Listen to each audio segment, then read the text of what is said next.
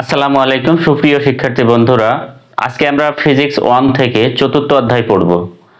তো এই অধ্যায়ের নাম হচ্ছে বৃত্তাকার গতি, অর্থাৎ বৃত্তাকার পথে কোনো বস্তু যদি মুভিং থাকে বা চলমান থাকে তার যে গতি, সেই গতির অধ্যায়।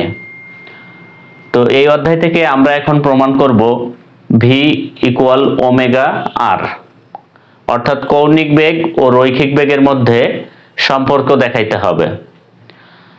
তো কৌণিক বেগ রৈখিক বেগ বোঝার আগে আমাদেরকে বেগ সম্পর্কে বুঝতে হবে। আমরা এর আগের যে বেসিক ক্লাসগুলো আমরা পড়ে এসেছি সেখানে বেগ সম্পর্কে জেনে এসেছি যে বেগ হচ্ছে মূলত সরণ বাই সময়, অর্থাৎ যে সরণের হারকে বেগ বলে।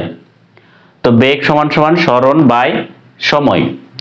এখন কৌণিক বেগ এবং রৈখিক বেগের কথা বলা হয়েছে। কৌণিক বেগ বলতে যে একটা বৃত্তাকার পথ, এই যে আমি এখানে একটা বৃত্ত অঙ্কন করেছি, তো এই বৃত্তাকার পথে বস্তুর কৌণিক সরণের হারকে কৌণিক বেগ বলে এবং কৌণিক বেগকে ওমেগা দ্বারা প্রকাশ করা হয়।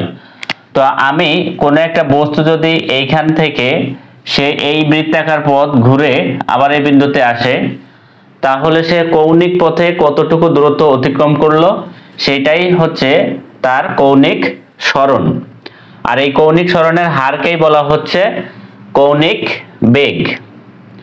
তাহলে এই কৌণিক যে সরণ সেটিকে আমরা, কৌণিক সরণ হচ্ছে আমাদের 2 পাই। কিভাবে বুঝলাম কৌণিক সরণ 2 পাই?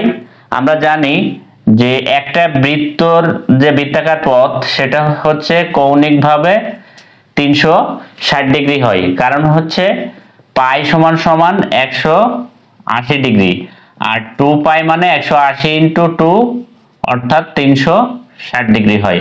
তার মানে এই সম্পূর্ণ পথ একবার ঘুরে আসতে সে 360 ডিগ্রি পথ অতিক্রম করে। তাহলে আমরা কৌণিক সরণ পেলাম হচ্ছে 2 পাই, আর সময় হচ্ছে যে এই বিন্দু থেকে একবার ঘুরে আসতে যে সময়, সেই সময়টা হচ্ছে টি। তাহলে আমরা এখানে কৌণিক বেগ যেহেতু ওমেগা দ্বারা প্রকাশ করা হয়, ওমেগা ইকুয়াল লিখতে পারি 2 পাই ডিভাইডেড বাই টি। এটা হচ্ছে আমাদের কৌণিক বেগের সমীকরণ। এরপর আমরা দেখি রৈখিক বেগ। রৈখিক বেগ হচ্ছে সরল রৈখিক পথে বস্তুর সরণের হারকে রৈখিক বেগ বলে এবং একে ভি দ্বারা প্রকাশ করা হয়, অর্থাৎ রৈখিক বেগ সমান রৈখিক সরণ বাই সময়। এখন এই বৃত্তাকার পথ অতিক্রম করার পরে আমরা জানি বৃত্তাকার পথ অতিক্রম করলে তার সরণ হয় হচ্ছে 2 পাই, কিন্তু এই বৃত্তের একটা ব্যাসার্ধ আছে, যে ব্যাসার্ধটা হচ্ছে আর। তো এই আর ব্যাসার্ধ বিশিষ্ট বৃত্তাকার পথেই কিন্তু বস্তুটা ঘুরে। তাহলে এই ব্যাসার্ধর সাথে হচ্ছে যদি আগের সরণটা গুণ দিই, অর্থাৎ 2 পাই এর সাথে আর দিই, অর্থাৎ এই বৃত্তটাকে যদি আমরা সোজা করি, এক কথায় বৃত্তটা এখান থেকে আমরা সোজা করি, তো সোজা হলে সে তার যে সরণের পথ সেটা ব্যাসার্ধ সহই সোজা হবে বা সরল রৈখিক হবে। এই কারণে এই সরল রৈখিক পথে যে সরণ, সেই সরণটা আমরা লিখব 2 পাই আর, অর্থাৎ আগের সরণের সাথে শুধু ব্যাসার্ধ গুণ হবে।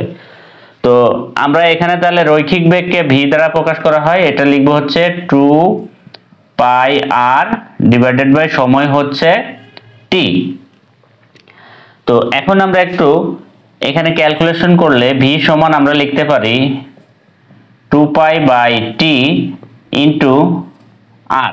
তো এই 2 পাই বাই টি কে আলাদা লিখলাম এবং আর কে আলাদা লিখলাম।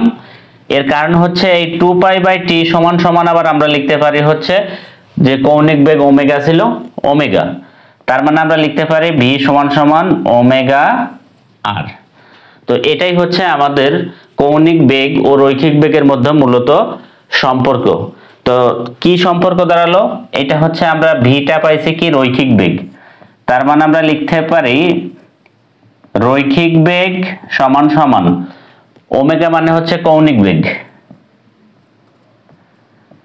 কৌণিক বেগ ইন্টু আর হচ্ছে কি ব্যাসার্ধ। এটাই হচ্ছে আমাদের কৌণিক বেগ এবং রৈখিক বেগের মধ্যে সম্পর্ক।